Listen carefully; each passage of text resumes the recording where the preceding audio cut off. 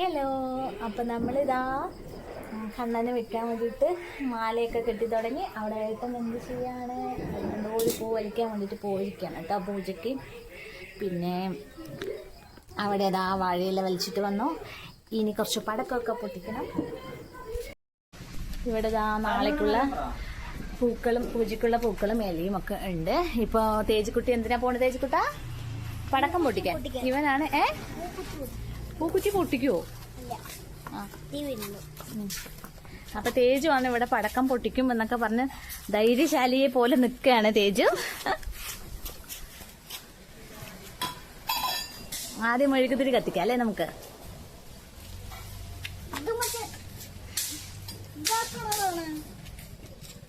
എല്ലാ വീടുകളിലും പടക്കം പൊട്ടിക്കുന്ന സൗണ്ട് മാത്രമേ കേളൂ. ഇപ്പം ഈ കമ്പിത്തിരി കത്തിച്ചിട്ട് പൂക്കുറ്റി എവിടെ തേജുമാ? ഓ, ഇവിടെ പൂക്കുറ്റിയൊക്കെ റെഡിയാക്കി വെച്ചിട്ടുണ്ട്. ആ കമ്പിത്തിരിയും കൊണ്ടാണ് തേജുക്കുട്ടി. വാ വാ,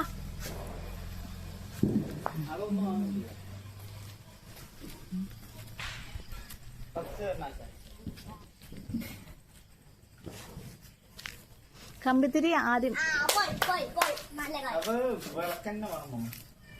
വിളക്കില്ലേ? വിളക്കാവുമ്പം പെട്ടെന്ന് ഓഫാവില്ല.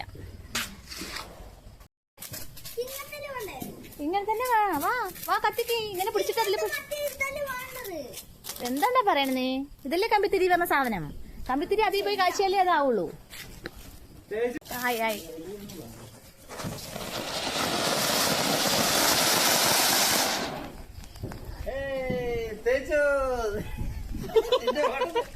തേജ് അല്ലേ പൊട്ടിക്കും പറഞ്ഞു. വാ തേജ് വാ, തലയിൽ കൊണ്ടുവരിക ചേട്ടാ. പിടിച്ചോ തനിക്കുട്ടി?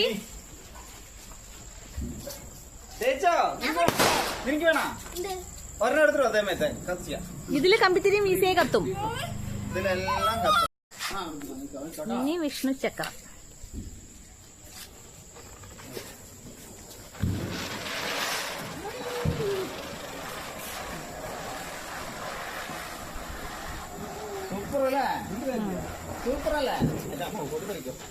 ആ, ചെലപ്പോ പൊട്ടും.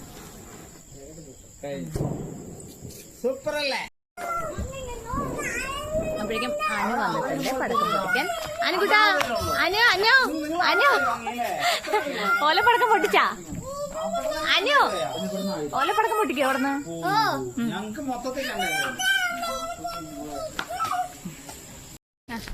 നോക്കട്ടെ.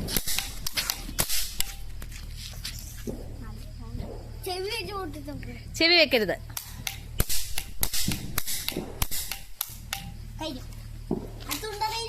തനു അവിടെ പോയി നിക്കല്ലേ, ഇങ്ങോട്ട് വാ. ഓലപ്പടക്കം പൊട്ടിക്കാൻ പോവാണ് അച്ഛാ.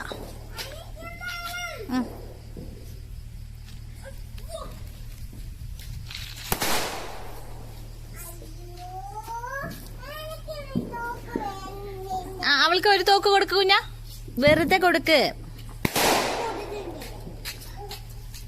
ഏട്ടൻ അതിൽ മാത്രം കോൺസെൻട്രേറ്റ് ചെയ്താൽ മതി.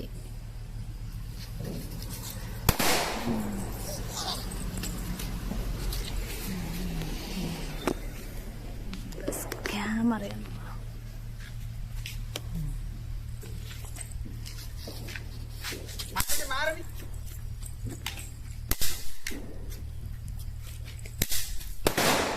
സൂപ്പർ.